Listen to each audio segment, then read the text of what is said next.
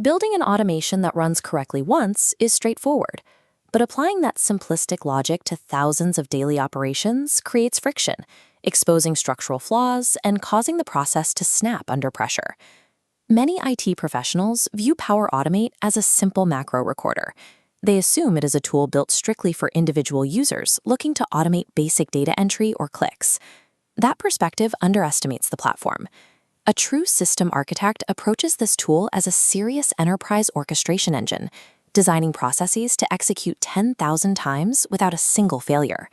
The novice developer celebrates when an Excel row successfully updates an Outlook email, but the architect ignores that initial success and immediately stress tests what happens when the network drops, the column name changes, or API limits hit their ceiling. To bridge that gap, we need to map the exact progression path. We will start with the structural weaknesses of foundational flows and then rebuild them using advanced enterprise design patterns. Applying high-code architectural rigor to low-code platforms is the only reliable defense against the scaling disasters that cripple modern business operations. This roadmap's green tier is the bedrock of enterprise automation. Here we see the core mechanisms: automated cloud flows, instant flows, and scheduled flows, alongside approval and business process flows that guide users through structured business lifecycles. While these tools save hours of manual labor, they carry a significant architectural risk. If allowed to run unchecked on every minor system update, they quickly exhaust a tenant's API limits. Architects implement trigger conditions as a gatekeeper to reject irrelevant data events before the workflow begins. By evaluating data at the source, the system avoids starting a flow for minor updates, conserving processing power and reducing API calls. Overlooking this step is the leading cause of system throttling and performance degradation for new developers. Mastery at the foundational level is not about connecting applications. It is about actively defending your system's resource limits from the moment a trigger occurs. Beyond technical limits, poorly designed logic creates human bottlenecks. Basic sequential logic often fails when applied to multi-department environments. A linear approval flow creates a fragile chain of dependencies. If the first approver is out of the office, the subsequent departments wait indefinitely, and the entire business process halts. To solve this, we move to the advanced tier and implement the parallel branch architectural pattern. This logic evaluates specific variables, like an expense report's dollar amount, bypassing oversight to auto-approve requests under $1,000.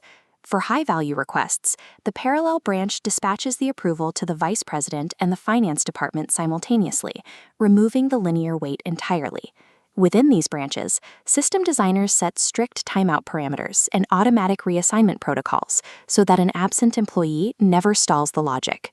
Efficient enterprise logic is nonlinear. Parallel routing transforms a fragile sequence of tasks into a simultaneous network of events. Eventually, every enterprise system encounters environmental friction. APIs will time out, external files will be locked, and network connections will fail. When a brittle flow hits one of these snags, it simply stops. It dies in the background, offering no warning and providing no diagnostic data. To build fault tolerance, we implement exception handling via try and catch. The try scope groups high-risk actions. If an action fails, the logic falls to the catch scope, intercepting the error instead of allowing the system to crash. Inside this catch phase, the workflow executes a recovery protocol. It dispatches a diagnostic alert to administrators and then initiates either a graceful exit or a controlled retry loop. An amateur developer builds logic assuming a stable environment. An architect designs systems that anticipate and manage their own inevitable failures. As an automation footprint expands, duplicating logic across different workflows creates a severe administrative bottleneck. If you embed the same 20 identical actions in 5 distinct workflows, a change to corporate policy forces you to manually update 100 different nodes. To remove this redundancy, we look to column 9 and adopt child flows. This pattern centralizes actions, routing raw data from multiple parent flows into a single dedicated child flow module. The parent system pauses, waits for the child module to independently process the logic, and then receives the finished result to continue its run.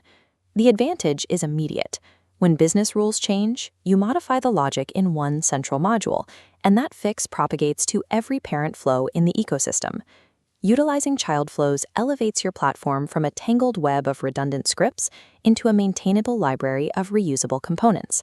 The progression mapped out here marks a clear transition, from deploying basic triggers for repetitive tasks to orchestrating resilient enterprise systems. Yet, as noted in the diagram, most enterprise IT teams are currently utilizing only about 20% of Power Automate's capacity. Moving into the remaining 80% provides immediate benefits. With proper architecture, debugging takes seconds instead of hours, and handling complex cross-platform integrations becomes standard practice. Adopting this structured mindset translates directly to component reusability, accelerating the speed at which you can deploy future solutions. Rigorous exception handling and non-linear routing are not optional features. They are the required standards for professional low-code development. The effectiveness of a Power Platform architect is not measured by the ability to automate a single task. It is proven by the skill to design a scalable framework that handles 10,000 operations as flawlessly as it handles 10.